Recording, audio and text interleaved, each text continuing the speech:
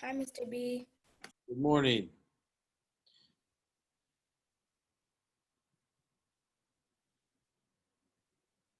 Morning, guys.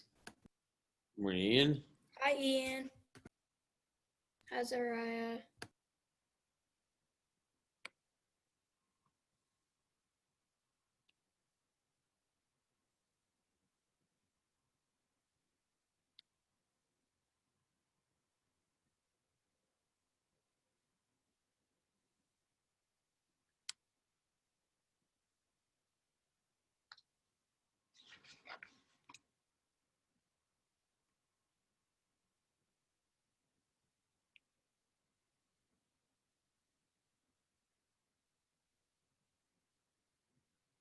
I'm gonna give people about 90 seconds here to get in.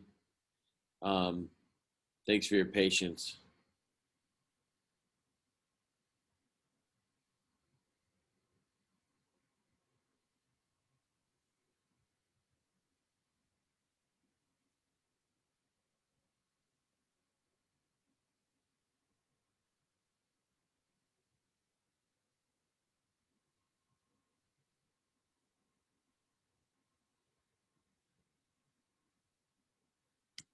Um, as you guys are getting in here, just a reminder, by the start of class today, or actually midnight last night, you were supposed to turn in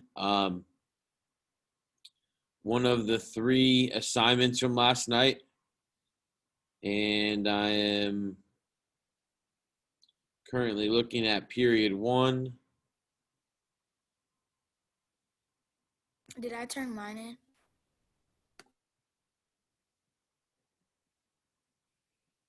Lambert, yes. Zariah, you're good.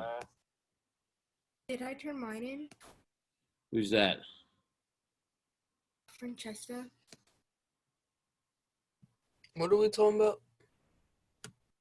Yes. All right. So we've got 21 here. I think that might be as many as we're going to get. But yesterday, you were supposed to turn in one of three assignments. You could make a wanted poster for King Ham or for someone who broke a rule or a law code in Hammurabi's code. You could just basically come up with modern day examples of the eight characteristics of civilization, and or you could come up with five inventions that one of the four River Valley civilizations made and talk about what they look like today. So it looked like we had a decent amount of people get that done, more than some of the other assignments, which is good. If you didn't do it and you want to turn it in late for 80% credit, make sure you turn that in to me um, via Canvas message or as in an email, or you can share a Google Doc as long as you allow me to have access to it. To start off class, I kind of wanted to watch just a couple minutes of a current event series. It's meant for kids, I don't know, 16, 17 years old, maybe a little bit younger, around that age group. But I wanted to take a look at what was going on in the Indian Ocean with the oil spill, and then inform you guys a little bit about the electoral college. So this is just going to be about 4.5, 5 minutes, because we're going to work on current events after we take our quiz today. And so I wanted to kind of get class kicked off with that. So I'm going to go ahead and share my screen right here. And this was the assignment, by the way, which is under modules and assignments, River Valley Extension Day. If you were not here and you need to complete it still, you can send it to me and let me know you're absent. And then, like I said, we're going to watch about, like I said, 4.5 minutes of this. And for some of you who are contemplating what current event you want to study, because you are going to be presenting these or starting to research these in about 2 weeks, and then you're going to be starting to present these when you get back from fall break. So that's, I think, October 12th that week. So we want to like I said, give you a couple of examples here, and so you guys can just relax and watch this, please, and then we'll go on from there.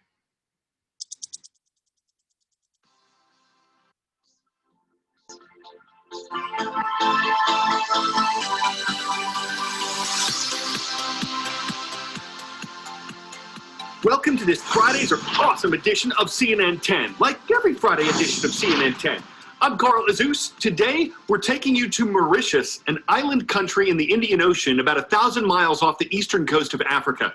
The nation has declared a state of environmental emergency because oil from a shipwreck has been spilling into the waters off Mauritius's east coast. As it sailed from China to Brazil, a Japanese oil tanker reportedly ran into a reef near Mauritius in late July. Since then, the cracks in the vessel's structure have been expanding, and workers have been racing to remove oil from it. 2 small tankers have been pumping oil from the ship. Its owners say helicopters have also been helping. This week, the Mauritian Prime Minister said almost all the oil that was in the ship had been removed, but what about the oil that's leaked out? The environmental group Greenpeace says 1,000 metric tons of oil have found their way into the ocean. And the spill is close to 2 protected marine ecosystems. That's the reason for the environmental emergency. Thousands of Mauritian locals have volunteered to clean up whatever oil they can, and a number of charities have been working to save wildlife and plants in the area. Mauritius has a relatively strong economy with one of the highest per capita incomes in Africa, but it's asked for help from France, a major trading partner, in part because Mauritius says it doesn't have the skills and expertise to refloat a stranded ship, and because a big segment of Mauritius's economy is based on tourism. That's already taken a hit from the coronavirus pandemic. 10-second trivia. In U.S. elections, if there's a tie in the Electoral College, who selects the president? Voters in a runoff, the House of Representatives, the Senate, or the Secretary of State? In the unlikely event of a tie, the House selects the president and the Senate the vice president. In recent presidential elections, more than 120 million Americans have cast their votes.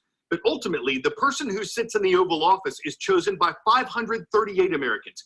These folks are the electors of the Electoral College, a system established by America's founding fathers. Americans do not vote directly for their president. I'm not talking about a government conspiracy. I'm talking about the Electoral College, a system that has been around since the birth of our nation. What is the Electoral College? The Electoral College is not a building or institution. It's just the name given to a designated group of people who cast each state's official votes for president. This group is made up of 538 people. Each state has a different number of electors based on their representatives in Congress. So, states like California and Texas have more votes than states like North and South Dakota. The only exception, the District of Columbia, which has 3 electors despite not having any voting members in Congress. How does it work? Each party selects their own group of electors. Each state then empowers the electors who represent the candidate who won the most votes, except Nebraska and Maine, who award electors based on a combination of statewide results and districts won. The candidate who receives at least 270 Electoral College votes becomes the next president. What if there's a tie? If there is a tie, or if somebody doesn't get to 270, the House of Representatives appoints the president, and the Senate chooses the vice president. Why does this system exist? In short, the Electoral College was created as a compromise of several different proposals by the nation's founders. Critics say the system allows candidates to become president without necessarily securing a majority of voters' support. Advocates argue it ensures less populated states aren't completely ignored. How are these people selected? The electors are chosen by their political parties in each state. The only rule is that they cannot currently hold office. Can an elector ignore the popular vote? Yes. It's called a faithless elector, but it's rare and it has never affected the outcome of an election. Some states require formal pledges enforced by fines and possible jail time. But historically speaking, members rarely depart from the will of the people.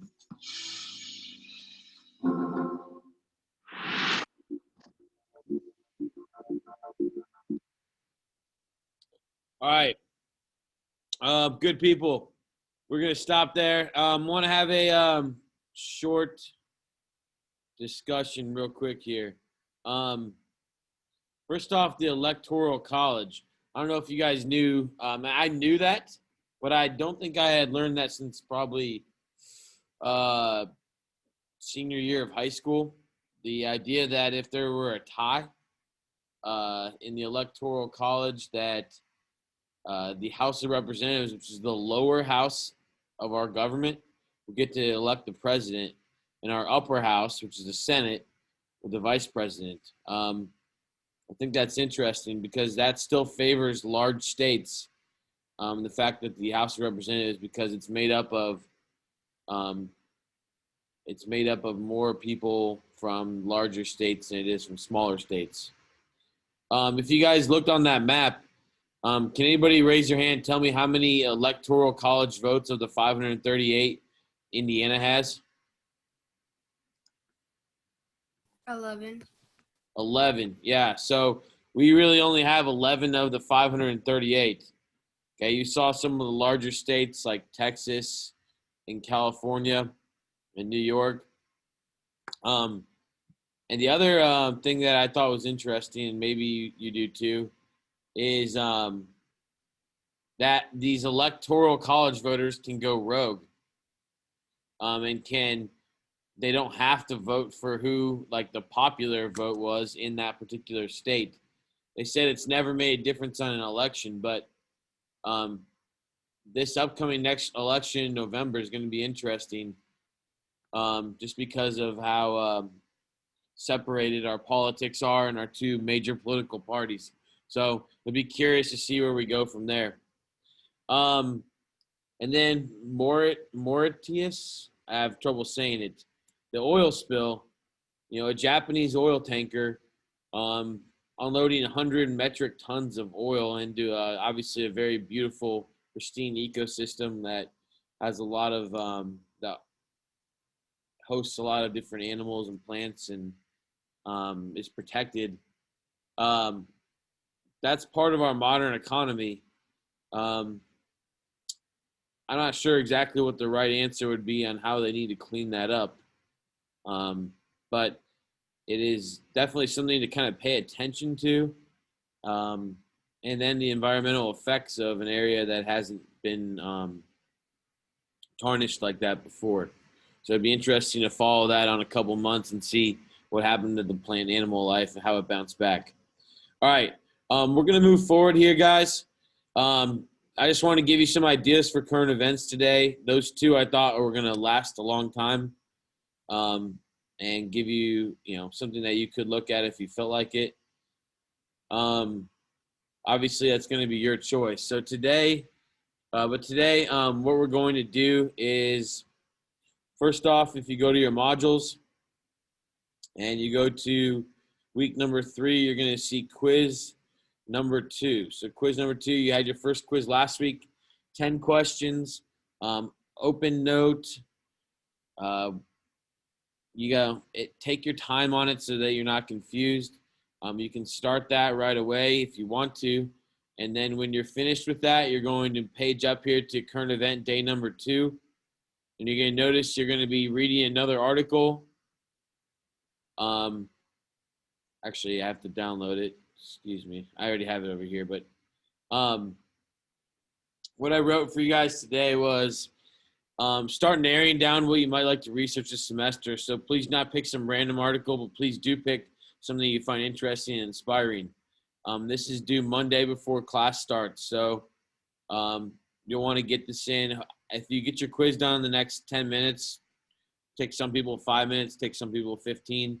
Then you can probably get this started right away. And remember, if you need a list of sources to go to, there are a bunch of sources right here where it says current event links. Okay, so take your quiz first, take your time, use your intro. If you need it, use your notes from Wednesday if you need it, and then start on the current event. And I'll be here for any questions that you have. If you want to leave after you're done with your quiz and do the current event on your own, I'm perfectly fine with that as well. Okay. Thanks again for a good week, folks. And if you didn't turn anything in on time, you can turn it in late for up to 80% credit whenever you can get it done. Okay. Whether that's your intro or your assignment that was due yesterday. And then if you were absent yesterday, Just let me know that you're absent when you're turning in, as you won't get anything taken off. You have an extra day to do it. I was absent yesterday. Well, just send it to me. Send it to me individually, and then just mark that when you send it to me. Okay. All right. Thanks. All right. Someone said the quiz is locked. I got. Yes. Let me change that real quick. All right. Apologize for that.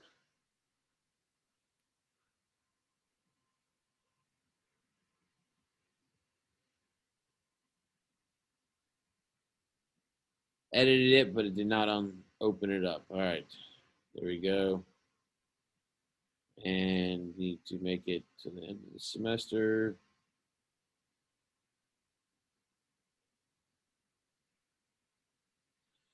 All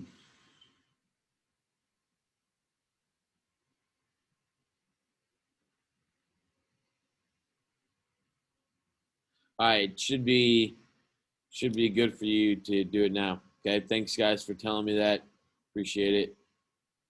And then, like I said, those who are absent, send your work in to me directly. All right. All right, thanks guys. Let me know if you have questions. I'll be here. I'm gonna go ahead and stop the share.